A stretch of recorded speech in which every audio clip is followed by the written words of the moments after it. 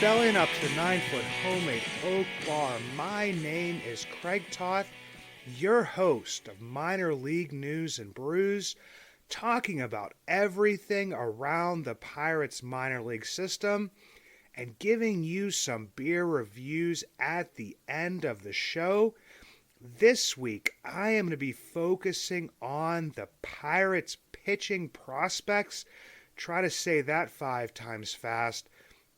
Talking about where they are at as far as the grades they have been given for each of their pitches, as well as control, the overall grades, working in where they are at as far as development, if they are knocking on the door, if they're maybe a few steps away, or some that may be down in the Bradenton, Greensboro area. But before I get to those, there were some minor moves, and these are minor league deals, and it kind of fits because it is dealing with the pitching end of things. Nothing that was really earth-shattering or really gets people all that excited. Cade McClure, former draft pick for the Chicago White Sox in the 6th round of the 2017 draft out of the University of Louisville, brought in on a minor league deal. He's a guy that, didn't get to pitch a lot this past year. Due to injuries. I did have, some helium or, a little bit of stuff behind him with when he was back in the Chicago White Sox system. Spent this year in the San Francisco Giants organization. Is getting up there in age. Is about to turn 28 years old. But, none of these moves are, even if they're not, a major move, it gives you depth, it gives you options for the upcoming spring training, Grapefruit League season, because there are, even in that time, a lot of innings that need to be taken up. You're not going to see even, the starting pitchers for the Pirates, a Mitch Keller, a Marco Gonzalez, Martin Perez, Luis Ortiz, Bailey Falter, Quinn Priester, Roansy Contreras. You're not going to see these guys, pitch a ton of innings. So there's, work that has to be done. And who knows? Sometimes these things work out. Also signed Connor Sadzek. He's a guy that does have a tiny bit of major league experience, just around 36 innings of work, a little bit older, but once again, you need these guys. You need as many arms you can in camp. There may be injuries that come about. The Pirates do have, 4 players that will be coming off of the 40-man move to the 60-day IL. So there will be some room for some players, obviously hoping that the Pirates go out there and sign, another starting pitcher, at least one more position player that would probably take up 2 or 3 of those spots. But like I said, injuries and stuff could come about.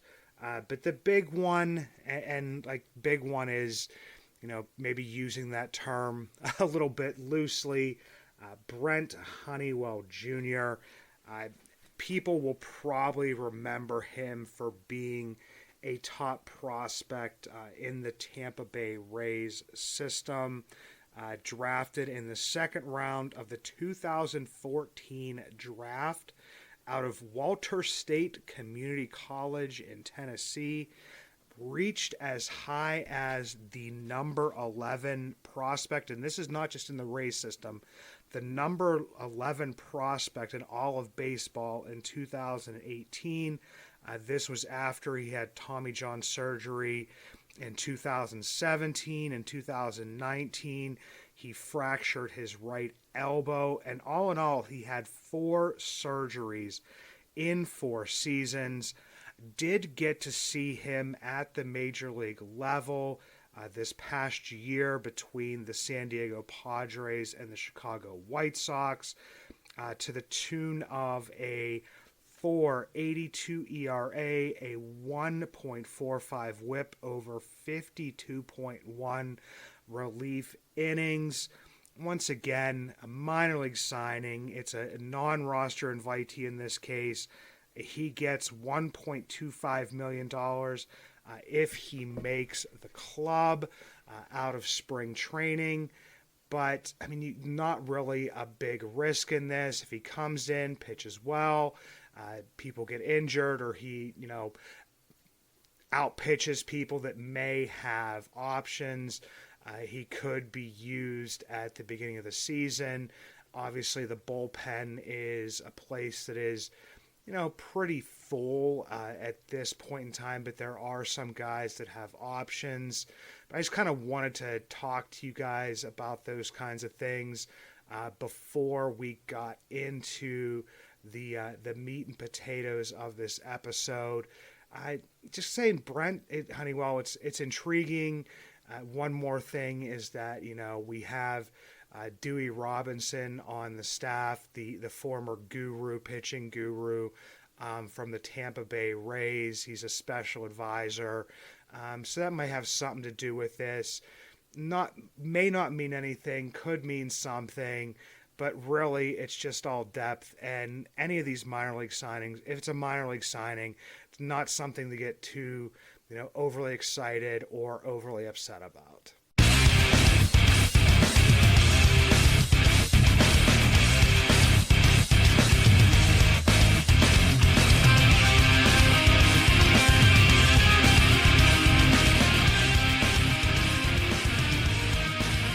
When you look at player prospect ranking, and in this case, specifically pitching prospects, you will see each of the pitches that they throw graded out. If you're listening to this, you probably are very familiar with the 20 to 80 scale of prospect rankings, with 50 being the average. Anything above that is obviously above average. Anything that below average. These guys, the ones, especially the ones at the top of the Pirates prospect rankings, aren't really going to have much that is below average. And if it is below average, it's going to be slightly below average, usually around a 45. In this breaking down of the Pirates prospects, I kind of put the pitchers into tiers based on their, grades and the types of pitches that they throw.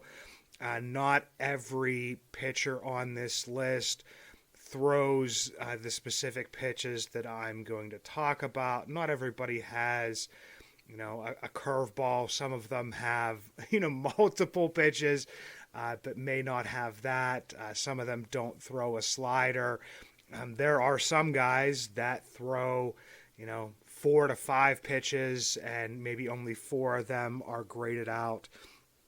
But the first thing that you'll always see is a player's fastball. In the Tier 1, a class of its own is Paul Skeens. And in doing the research for this, I went back and watched some videos, read a decent amount of articles, because I know the one thing that's going to come out about Paul Skeens' fastball, even though most major sites is grading it out to be a 70 to an 80 grade pitch, which 80 obviously the highest that you can get.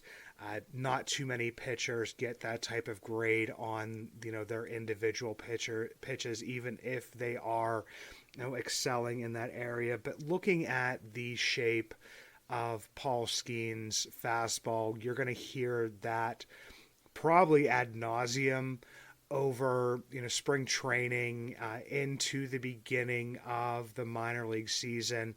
A lot of people are going to bring up what is called a dead zone fastball, which is one that falls within a certain level of a horizontal and a vertical break, that it doesn't have much of a horizontal movement, doesn't have much of a vertical movement, and kind of stays flat and within that dead zone. The one thing I noticed in, I think it's Lance Bedzowski, somebody who I'd mentioned before when talking about Paul Skeens, does a really good video on Paul Skeens' fastball. If you can, just go into YouTube and watch that. I also, read some articles on it. And the one thing they talked about with Paul Skeens and the fastball shape is that it does not have as much rise, or it doesn't have, that the sweeping, cutting action of certain pitches that players throw. But the one thing with him is the location.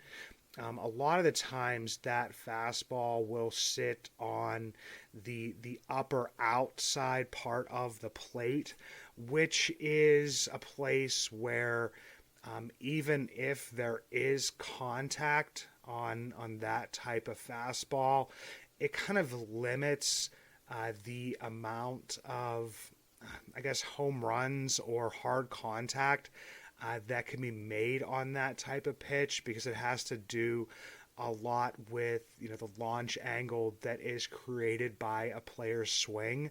And if you have a pitch that is already up and out, it kind of limits the ability for players to create that launch angle on it that in turn would lead to a decent amount of home runs. And the other side of that is a pitcher that's throwing their fastball out in that area. It also causes a higher whiff rate naturally, just because a lot of the times the batter is kind of hunting a fastball that finds its way more into the middle of the plate. So they may not be able to get a good barrel on it, may not be able to, get out ahead of it enough to, put it over a wall wherever, it may be, hitting a lot of stuff to the opposite field and really not, being as successful with that type of pitch. So that's just one thing. I know I went on a little bit of a ramble there, but I definitely wanted to put that out there concerning Paul Skeens. Obviously, if he comes in and that's not the type of fastball he's throwing, even though mechanically and if anybody's watched Skeens, he moves from, the left to the right of the rubber, which is not something that is extremely common with pitchers. So unless he changes something mechanically, it should be the type of fastball. Especially, I know they said he added a sinker, but more of the four-seamer that he throws, the one that he throws a lot into, the upper 90s and touching 100. It's usually one, that sits out there. So unless something changes, that's just kind of like the information that's out there. On the second tier, as far as the fastball goes, you have Jared Jones, you have Bubba Chandler, Braxton Ashcraft, Shunshuk Shim, are some guys that just have, these above average fastballs that may not be as elite as the one that Paul Skeens throws. And then I saw Xander Muth also out there. As a player that has an average to above average fastball. A lot of the guys that are in the top 10 of the Pirates, especially their top pitching prospects, don't really have that fastball as well. It's not really seen as their main pitch. I do know that Thomas Harrington has a decent fastball, but it's not one that's really mentioned a whole lot. Now, that changes a lot when it comes to more of the off speed pitches. As far as the slider goes, usually the next one up when you're looking through those grading systems, this is possibly seen as Paul Skeen's best pitch. I'm seeing it usually graded around a 70, which for a slider, I know a lot of people say you have to have that third pitch. Spencer Strider does not. Does throw a third pitch, but doesn't really have a third pitch that he can use with a ton of confidence. Garrett Cole is another one of those guys. AJ Burnett, Pirates' favorite, is another one of those guys.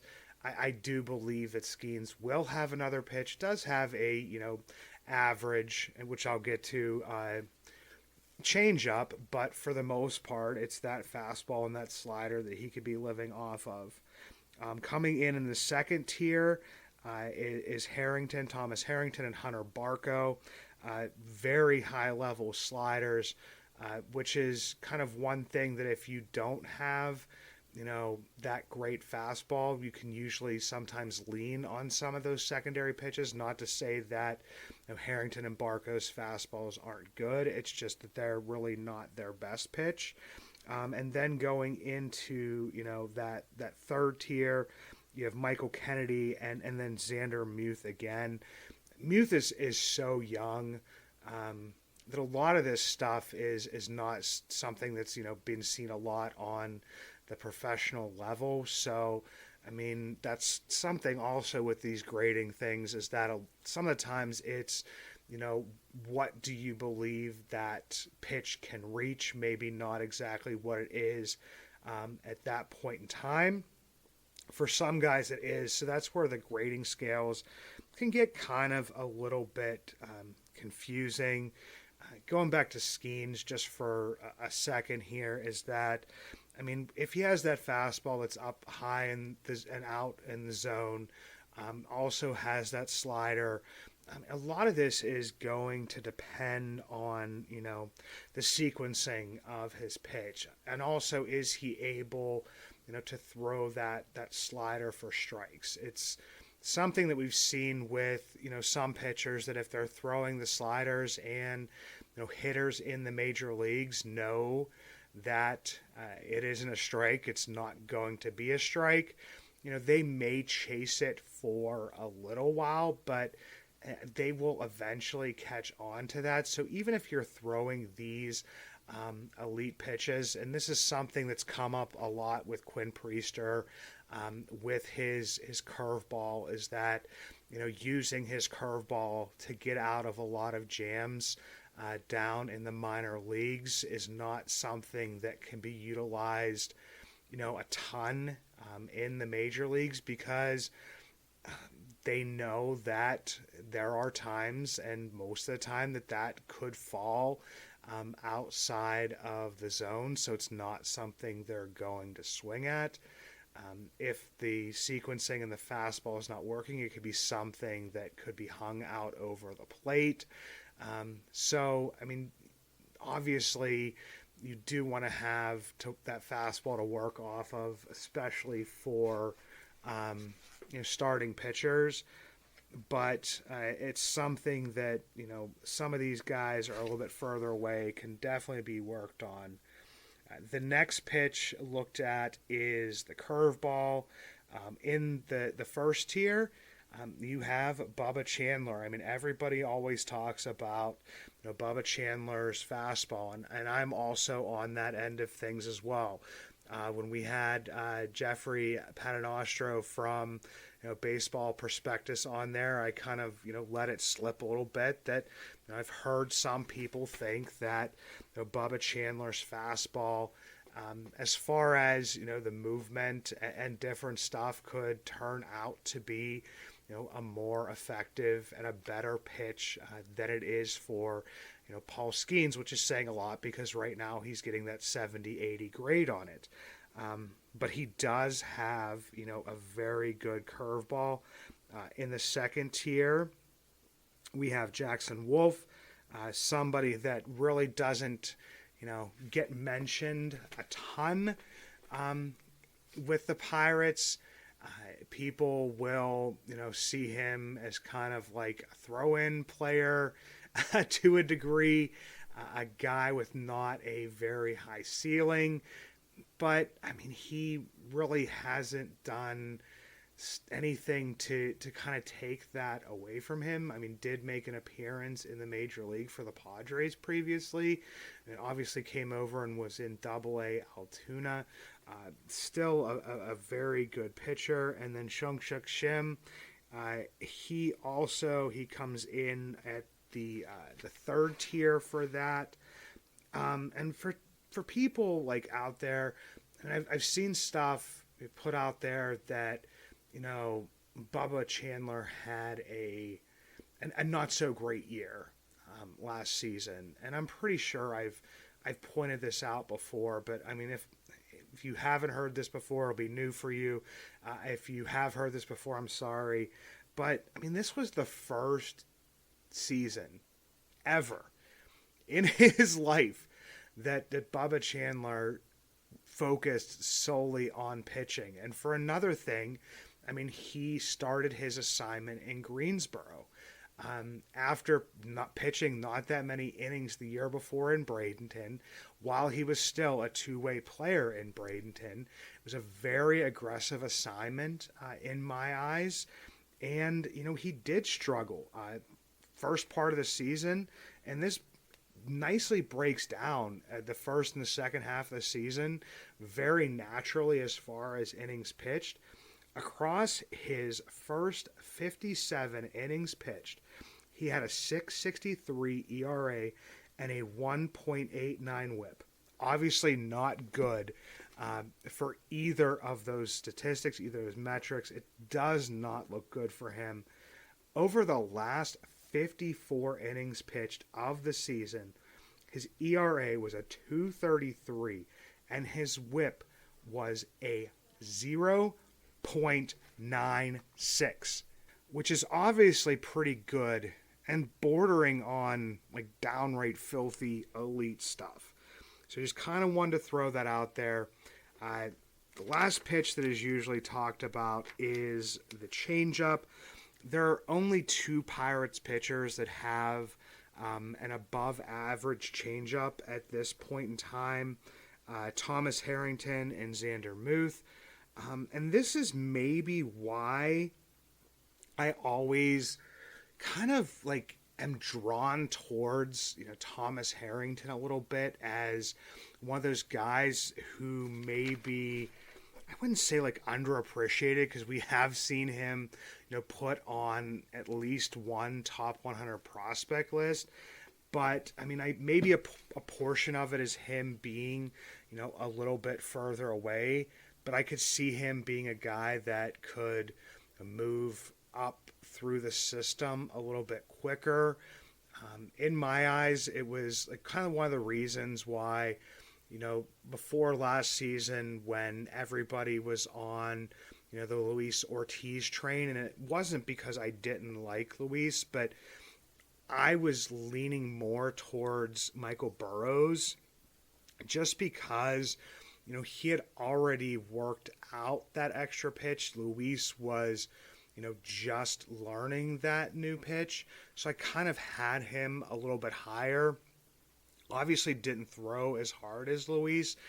Thomas Harrington doesn't, throw as hard as well, but would be a guy that I kind of put up, as somebody that I'm really, really keeping my eye on.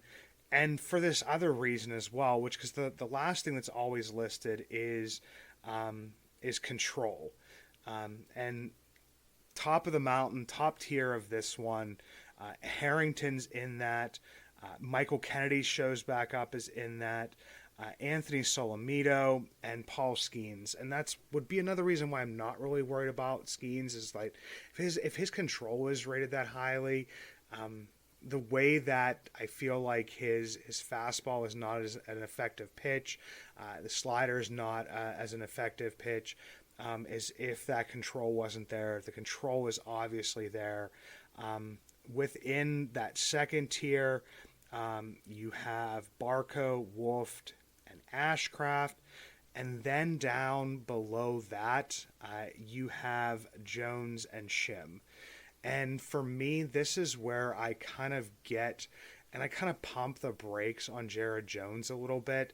I mean, obviously a very young kid. It's not saying he's a bad pitcher by any stretch of the imagination. But, I mean, if you haven't, go back and listen to an episode. I wish I knew exactly which one it was, where I kind of broke down Jared Jones's stats when you had the automated balls and strikes versus when he had, the regular umpire. And obviously there's regular umpires in the major leagues right now.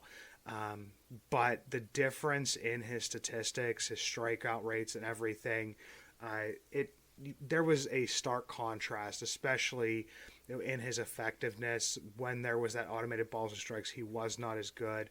I mean, it's just basically showing in that control. Had an entire offseason to work on it. Excited to see him pitch in spring.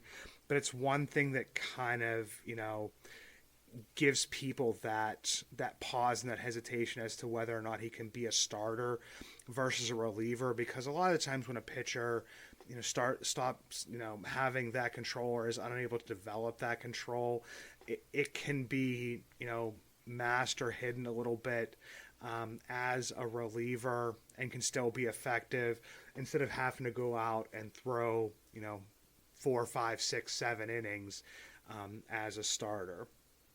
And then finally, you have the overall value of a player. I mean, obviously, it's going to go along the lines of, where these people are seen as far as pitching prospects. So it's no surprise in the first tier is Skeens, Solomito, and Jones. In the second tier, you have Chandler and Harrington. In the third tier, it goes Barco, Wolf, Kennedy, Ashcraft, Muth, and Shim. But for me, it goes more to where these guys are at as far as their development, as far as where they are at from Bradenton to Greensboro to Altoona to Indianapolis. Right now, you have 3 guys knocking on the door. You have Jones, you have Skeens, and you have Ashcraft, especially with him being added to the 40-man. A step behind them, I would probably put Wolf above anybody else there just because, he did get that call up and, has been on the stage before, is a guy who is on the 40-man. And then Solomito and Chandler, still a ways away, could change. Harrington, Barco, Shim, Kennedy, and Muth. And as always, the wild card, depending on when he comes back, is Michael Burrows. Really hoping that, we see him at some point June or July without any setbacks. Hope you guys enjoyed this episode. Next week, I will be working to break down the tools for the position players. A pitcher of beer, a pitcher of beer, let's order another pitcher of beer. That pitcher of beer should come over here. I love that pitcher of beer. I've done some beers from New Belgium before, and I think I've maybe had at least one of these before. Actually, I know that I've probably had one of these before, and that was the Experimental IPA, coming in at 6.6%. I liked it. I didn't love it. Wasn't too heavy. Just really didn't have all of the hoppiness that I wanted from it. Gave this one a 375. Bring it down to 325. The next one is the Haze Glare IPA. Obviously a hazy IPA. Love hazy IPAs. This one is on the heavier end, which anybody who's listened to this before, at least for me, the heavier ones, the more ABV there is not something that I'm I mean, I'll have them. We'll have less of them. Give this one a 400. Bring it down to 350. And the last one, I know I haven't had this one before. And this is the Kashmirize IPA. And I don't know if it's Kashmir Eyes or if it's Kashmirize. You can pronounce it the ways you want to. This is an American IPA. I was really shocked on this one because this one is 7.5%. It would be a one that I usually wouldn't give as high of a score, but it was my favorite within this pack. One of the Voodoo Ranger samplers, which always has the original Voodoo Ranger in there. I scored that back when I did the preview for Greensboro, which would have been back around like end of last February, beginning of March of last year, if you want to get that one. This one, 7.5%, gave it a 450, knocked that down to 400. As I said, going to be doing the position players next week, working out the details on getting the previews to you for Bradenton, for Greensboro, for Altoona, and for Indianapolis. Man, I'm getting excited. Next week's pitchers and catchers report. Know a lot of the guys are already down there. Can't wait to get going, and I can't wait either.